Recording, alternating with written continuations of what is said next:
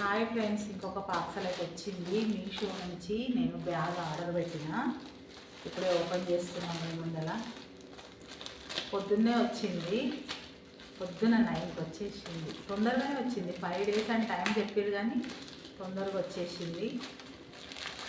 చూద్దాం అసలు ఎట్లుంటుంది అని. మా బాబు కాలేజ్ కోసం ఇది ఆర్డర్ పెట్టిన.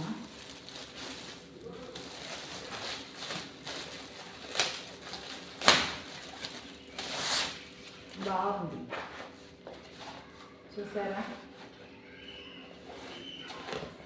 జిప్పులు ఎట్లుంటాయో అనుకున్నాము, అవి కూడా బాగానే ఉన్నాయి. అసలు